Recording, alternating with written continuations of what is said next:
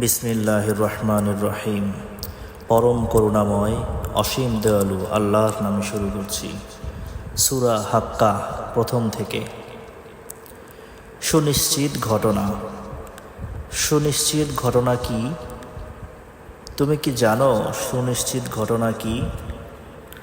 আদ ও সামুদ জাতি মিথ্যা বলল মহাপ্রলয়, আর সামুদ জাতিকে ধ্বংস করা হলো মহা বিপর্যয় দ্বারা, আর আদ সম্প্রদায়কে ধ্বংস করা হলো প্রচণ্ড ঝঞ্ঝা বায়ু দ্বারা, যা তিনি তাদের উপর প্রবাহিত করলেন 7 রাত ও 8 দিন অবিরাম। তখন তুমি উক্ত জাতিকে দেখতে, তারা সেটাই লুটিয়ে পড়ে আছে সারশূন্য খেজুর ডালার ন্যায়। তারপর তাদের কেউ বিদ্যমান দেখতে পাও কি? ফেরাউন, তার পূর্ববর্তীরা এবং উল্টিয়ে দেওয়ার জনপদ পাপাচারে লিপ্ত ছিল। তারা তাদের প্রভুর রাসূলকে অমান্য করে, ফলে তিনি তাদেরকে শাস্তি দেন, কঠোর শাস্তি।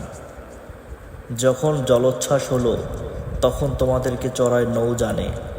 আমি তা করি তোমাদের শিক্ষার জন্য এবং এজন্য যে শ্রুতিধর কর্ণ তা মনে রাখে। যখন সিংহায় ফুৎকার দেওয়া হবে, একটি মাত্র ফুৎকার, পর্বতমালা সহ পৃথিবী উৎক্ষিপ্ত হবে এবং মাত্র এক ধাক্কায় এরা বিচূর্ণ হবে।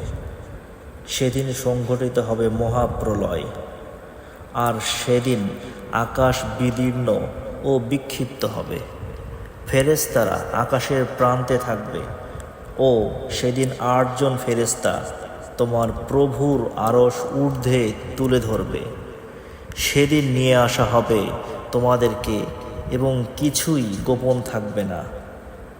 তখন যাকে তার আমলনামা তার ডান হাতে দেওয়া হবে, সে বলবে, লও, আমার আমলনামা পড়ে দেখো। আমি জানতাম আমি হিসাবের সম্মুখীন হব। সুতরাং সে সুখী জীবনযাপন করবে সুউচ্চ জান্নাতে, যার ফলরাশি নিচু থাকবে।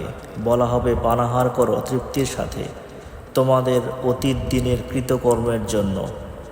কিন্তু যার আমল তার বাম হাতে দেওয়া হবে, সে বলবে, হায়, যদি দেয়া না হতো আমার আমলনামা, এবং যদি না জানতাম আমার হিসাব, হায়, মৃত্যুই যদি আমার শেষ হতো।